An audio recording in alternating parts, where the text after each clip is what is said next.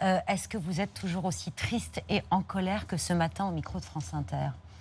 Je suis toujours aussi en colère. Contre la majorité? Pas contre tout le monde dans la majorité, parce que je pense que certains, depuis ce matin, depuis hier soir même, sont dignes. Gabriel Attal a fait le travail, Stéphane Séjourné a fait le travail, Emmanuel Macron a intensifié son travail cet après-midi par une déclaration, Clément Beaune, qui pourtant est battu dans sa circonscription, fait le travail clairement. Comme quoi c'est possible. Comme quoi c'est possible, mais manifestement c'est pas à la portée de tout le monde. Et pourquoi j'étais très en colère ce matin contre Bruno Le Maire? Je vous passe le cérémonial de quand vous arrivez toute seule à France Inter et lui avec son chauffeur, son truc, tout le cabinet qui suit, et qu'il est même pas capable de faire un truc simple qui paraîtrait évident pour des tas de Français. Je me suis rappelé en fait, vous savez, quand le gouvernement avait invité toutes les Françaises et les Français à faire des économies d'énergie, parce que c'était la crise énergétique, et qu'il avait posé dans son pull en cachemire, là dans son bureau, en disant faites comme moi, mettez un pull. Et donc, c'était une campagne pour les pulls en cachemire, quoi. En fait, ça fait 7 ans qu'il vit dans la ouate de Bercy. Et lui, il s'en fiche. Mais si dit ni RN, ni LFI. Si la semaine prochaine, ça s'arrête, lui, il a déjà son recasage qui est géré d'avance. Oui, mais vous savez pourquoi? Parce qu'il a sûrement un petit contrat à plusieurs dizaines de milliers d'euros par mois qui l'attend. Non, parce que c'est le cas de tous les ministres de ce camp, on le sait, et surtout ceux qui se sont occupés des sujets dont il traite. Donc en fait, c'est facile pour lui. Quand je dis que c'est une réaction de privilégié, c'est qu'il ne fait pas partie des Françaises et des Français qui ont extrêmement peur pour leur quotidien. Et c'est des gens qui avaient déjà peur pour leur quotidien du macronisme, qui a fait 9 millions de pauvres dans ce pays, qui fait que 51% des Français doivent se priver d'alimentation régulièrement, qui fait que 31% des Français, le 10 du mois, ont moins de 100 € sur leur compte. C'est même plus des fins de mois difficiles, c'est des débuts de mois difficiles. Et donc, quand, cerise sur le gâteau, il nous explique en plus qu'il ne voit pas la différence entre le Rassemblement national et LFI, parce que moi, du coup, j'ai entendu toute son interview, je passais après. Il parle 12 fois, je n'ai pas compté, mais il passe quasiment toute son interview sur la France insoumise. Il a le droit de ne pas les aimer. Non, mais il a le droit de ne pas les aimer. Mais quand on passe les 3/4 de son interview, et c'est un compte vraiment en deçà du réel, sur la France insoumise, et qu'on évoque à peine le Rassemblement national, en fait, moi, j'ai un problème de latéralisation. Je ne comprends pas. Mais vous ne comprenez pas que la France insoumise soit un repoussoir. Faut pas suivre l'actualité pour pas. Non, mais il ne faut pas suivre l'actualité pour pas se poser cette question. Évidemment que je vois ce qui se passe, que je vois que la France insoumise fait peur à certains, je le vois tout ça. Et quand, mais par exemple, quand on est ministre, en fait, on sait quand même faire la différence entre un parti d'extrême droite, parce que vous savez, les classifications politiques, c'est pas moi qui les fais, c'est le ministère de l'Intérieur. Et le ministère de l'Intérieur, ils n'ont jamais été très complaisants avec nous, surtout pas M. Darmanin.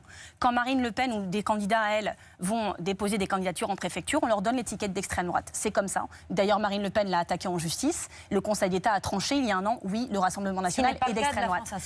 Ni du Parti communiste, ni des écologistes, ni des socialistes. Nous sommes de gauche, pas d'extrême gauche. D'ailleurs, le dictionnaire de l'extrême gauche, pour ceux que ça intéresse, dit très bien que l'extrême gauche, c'est celles et ceux qui veulent arriver au pouvoir par l'insurrection et pas par les élections. On est justement en train de se présenter dans toutes les circonscriptions. Vous êtes sûr que Jean-Luc Mélenchon, il veut vraiment arriver au pouvoir? En tout cas, il se présente aux élections. Après, on peut avoir tous les débats que vous voulez.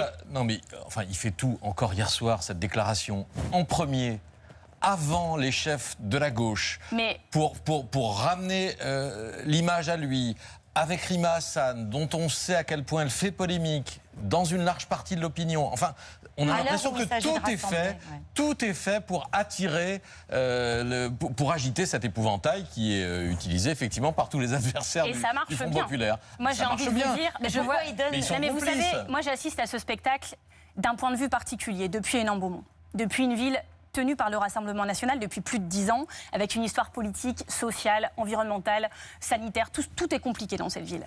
Et quand, depuis chez moi, on regarde ça, on a quand même l'impression d'un duo de marionnettistes entre Jean-Luc Mélenchon, qui aime provoquer, qui a envie d'exister, qui en fait des caisses, parce qu'il a envie qu'on parle de lui, c'est manifeste. Mais je pense que les médias aussi ont envie de parler de lui. Parce qu'en fait, celles et ceux qui disent on en a marre cette image. Je vais vous expliquer, moi, hier soir... On n'aurait pas dû passer son allocution hier soir, j'ai fait une allocution à 20h05. Oui. Personne ne l'a retrouvé. C'était un petit peu tôt, peut-être. 20h05, oui, mais après 20h10, c'était Marine Le Pen. Je ne pense pas que vous auriez choisi les Verts. Jean-Luc Mélenchon a parlé avant Marine Le Pen? Pardon? Il a parlé juste avant Marine Le Pen. En tout cas, il a parlé après moi. Donc après Marine Le Pen. C'est juste pour vous montrer qu'en fait, je pense qu'il y a une petite symbiose entre un milieu médiatique qui a aussi besoin, moi, pour des questions d'audience, de rentabilité, de parler de ce qui bouge un peu, qui a besoin de lumière, d'action. Et Jean-Luc Mélenchon, mais je ne parle pas de vous en particulier. Non, mais je dis juste que ce matin sur France Inter, c'est une radio normalement, enfin, que moi j'écoute beaucoup. Je n'ai eu que des questions sur Jean-Luc Mélenchon, aucune sur le Rassemblement national. Et donc moi, de là où je suis, de là où je vis, ça me trouble énormément.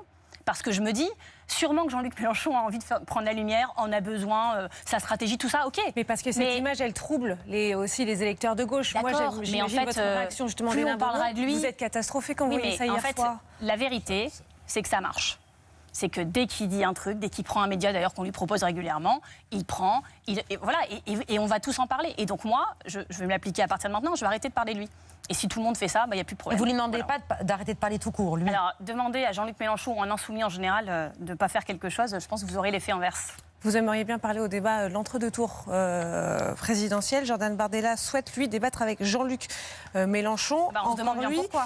Il a décliné l'invitation. Il propose Manuel Bompard, Mathilde Panot ou Clémence Guettet. Alors, vous avez répondu quand même à Jordan Bardella que vous étiez, vous, la personne désignée par le nouveau Front Populaire pour ce troisième débat.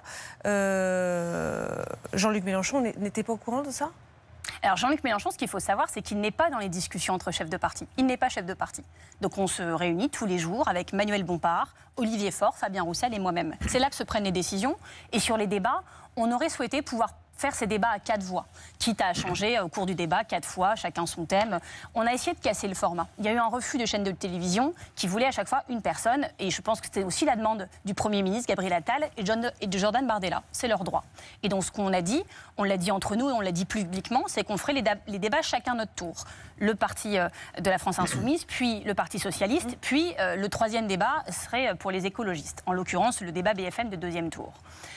Moi, j'ai 2 sujets avec le fait que et les chaînes de télé, et le Premier ministre, et Jordan Bardella refusent. Le premier, c'est la place de l'écologie, dont on n'a jamais aussi peu parlé dans ce pays ces dernières années, alors que ça concerne quand même l'avenir de l'humanité. Donc en tant que chef de parti écolo, la demande des écologistes, et c'était OK pour les autres forces de la coalition, parce que nous sommes une équipe, c'était que ce moment-là, on parlerait beaucoup d'écologie, ce qui est en plus, entre deux tours, je pense, important pour beaucoup d'électeurs qui voient bien la différence entre l'inaction climatique de Macron et le climato-scepticisme du Rassemblement national. Mais moi, je voulais aussi vous parler de la place des femmes dans tout ça. Parce que les femmes, c'est quand même 50% de la France. C'est 50% de la France complètement invisibilisée de tous ces débats jusqu'à présent. Tous les débats, pas une seule femme. Débat entre 3 hommes. Ce soir, sur TF1, 4 hommes. Et donc, c'est 50% de la population, mais c'est aussi des problématiques particulières. C'est 60% des bénéficiaires du SMIC. C'est 3/4 des familles monoparentales. 3,6 millions des femmes de ce pays ont déjà été agressées sexuellement par des des conjoints ou des ex-conjoints. C'est 24% de rémunération en moins quand vous travaillez dans le privé par rapport aux hommes. Je pourrais continuer cette liste longtemps, l'accès aux soins, la pauvreté, etc.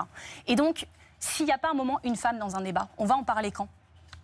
Bah jamais. Mais vous pensez que c'est le sujet là dans la tête de Gabriel Attal, Jordan Bardella, les femmes, oui. Bah ça devrait.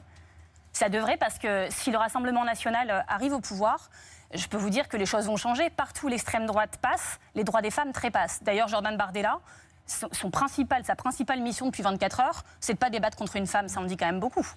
Il a pris 15 points dans le vote des femmes de 2022 à aujourd'hui. Ben, j'aimerais bien pouvoir lui apporter une contradiction sur le sujet, si ça ne dérange pas trop monsieur Jordan Bardella, qui décide avec qui il débat. Parce que, vous savez, le problème du Rassemblement national, c'est le manque de consistance. Moi, je les appelle maintenant le revirement national. Je viens d'assister à l'interview de mon prédécesseur, Louis Alliot, qui, sur la question des binationaux et de est-ce qu'on allait leur interdire certains emplois ou pas, c'est quand même dingue. Il lance des propositions en l'air, il regarde comment ça atterrit, puis alors après, chacun dit ce qu'il veut.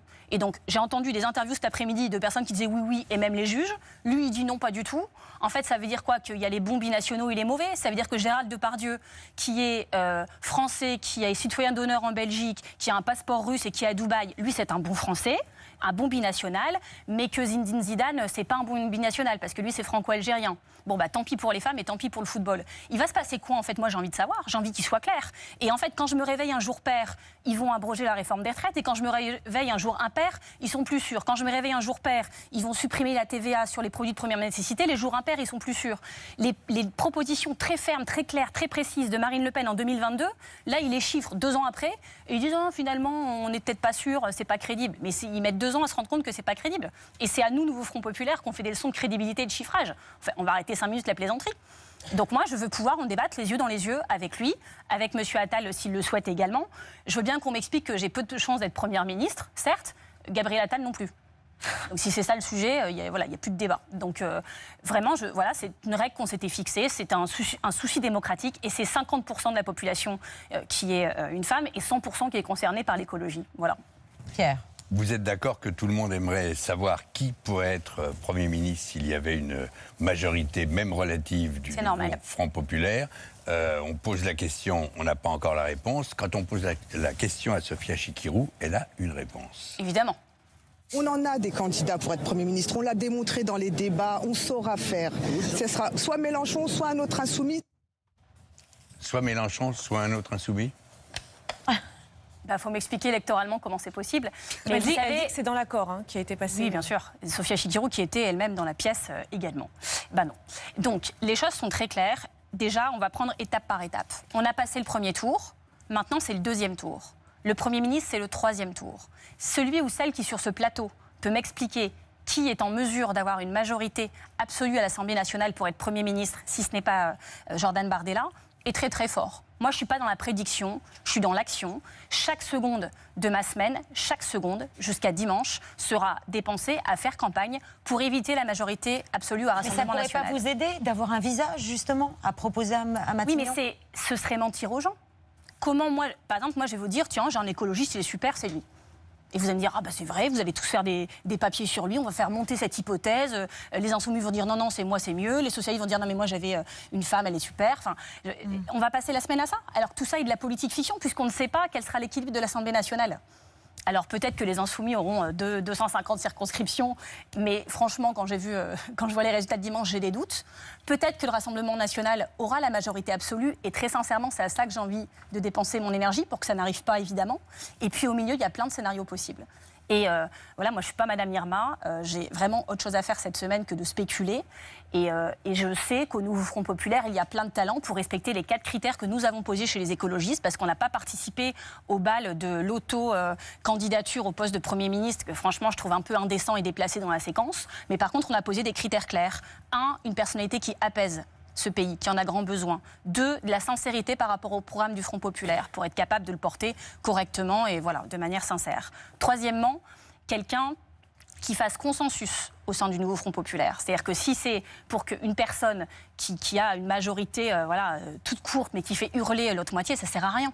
Et dernièrement, évidemment, la compétence et l'expérience. Et il ne manque pas de personnes de compétence et d'expérience au sein du Front populaire. Et vous verrez que même des femmes remplissent tous ces critères, donc on va y arriver. Voilà pour le portrait robot du possible Premier ministre porté par le nouveau Front populaire. Vous ne savez pas qui ça peut être, mais vous savez maintenant qui ça ne peut pas être. Exactement. Voilà. Merci Marine Tondelier. Merci à vous.